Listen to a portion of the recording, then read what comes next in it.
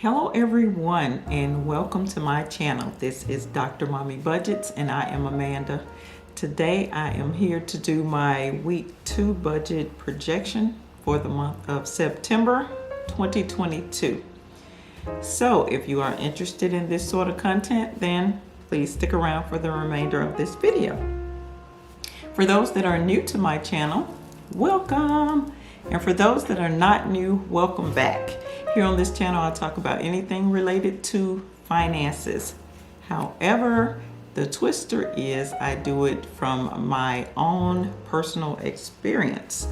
All right, so what I'm going to do, as stated previously, is I'm going to display my budget projection for this upcoming week up on the screen so you can follow along with me. In a budget projection, what I do is try and foresee what debts, transactions, savings I'm going to do for the upcoming week. I get paid every single Friday, therefore I do a budget projection every single week. It may change from week to week, it may stay the same, I may add some things, I may take away some transactions. So I just like to see what I plan to do with my monies every single week. And normally I don't deviate from this plan. This is normally kind of straightforward because the majority of the transactions on the pages are pretty set or standard, and so there's normally not a lot of alterations. So you should see that information up on the screen right now. And as stated, it is a budget projection, so it is a pretty lengthy amount of information, but that is what I have going on in my life from a financial standpoint.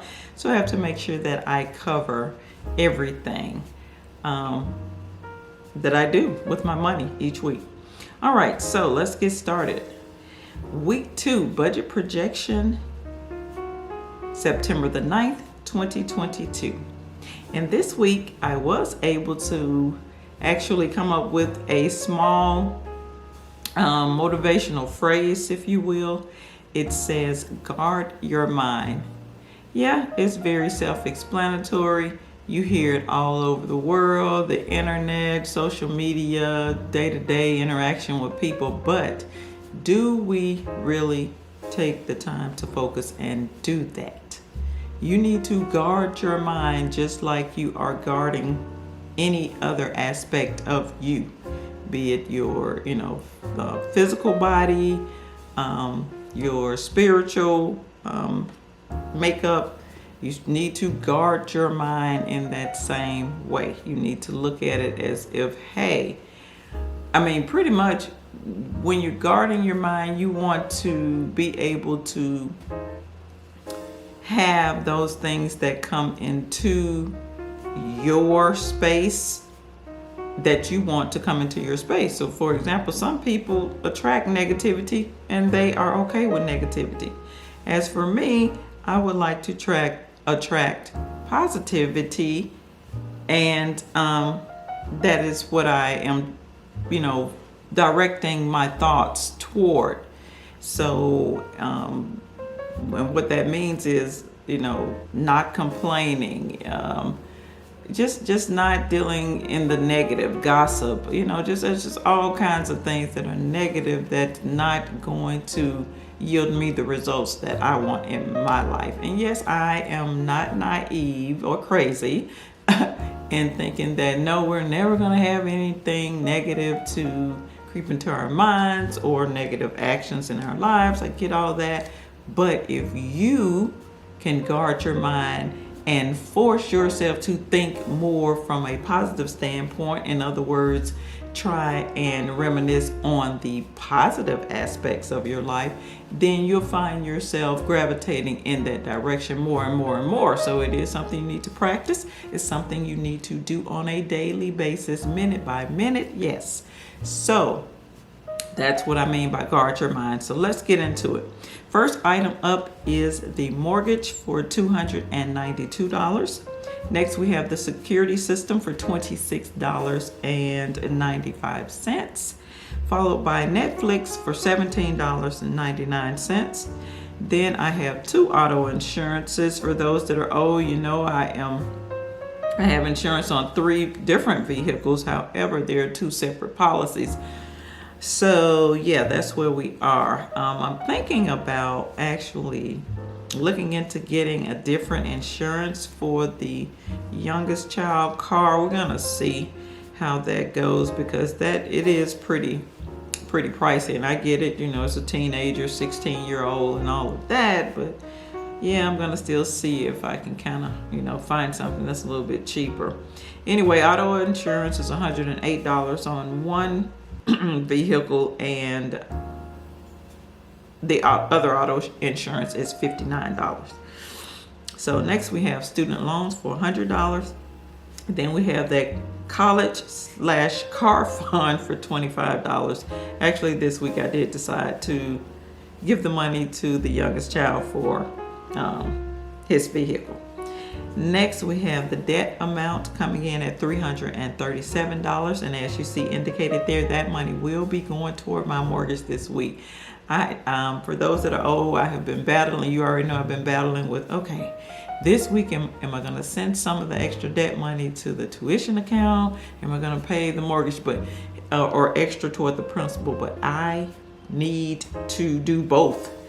And this is going back to that statement that I indicated earlier at the top of the page, to guard your mind. I need to do both in order for me to feel good about what I'm doing with these money. So that's what I am going to do. So I will just let you guys know, guys and gals know, that what I plan to do with it each week. But yes, just know that it will fluctuate, because I need to continue to pay my mortgage down. I was on this real aggressive journey, and then the tuition came into play, and it just is what it is. So but yeah, this week we are going to be putting the $337 directly toward the mortgage.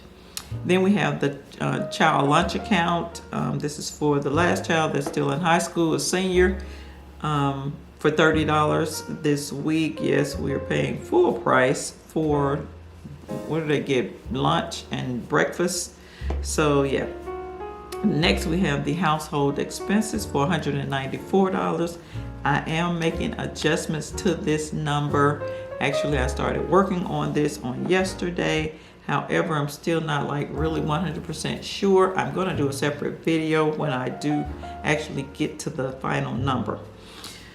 Next, we have the children's savings account for $28.50. Then we have my HOA fees for $6.70. Minor Roth IRA for $20. And last but not least, the cushion amount that I like to leave in this account is $26.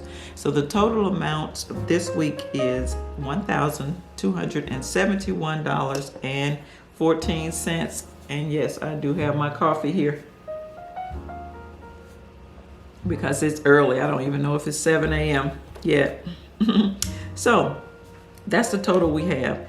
So that's step 1. Step 2 is to go back up through these expenses and put a PA with a with a pink circle around it that indicates put this amount away in the bill savings account of this account, because you are not paying those debts this week, or transactions or whatever. So you see those numbers there. I'm not going to go back through and read each one, but then we're going to look back down at the third from the last line to get the total of that put away amount, and that amount is coming in at $300.65.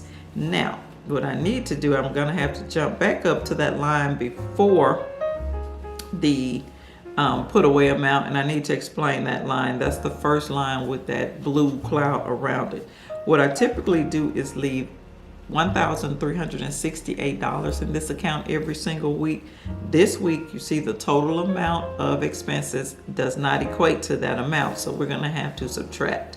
So let's do that real quick. $1,368 minus $1,271.14 equals $96.86. that number has a blue cloud around it because of course I have jumped ahead of myself. It has a relationship with the number below it.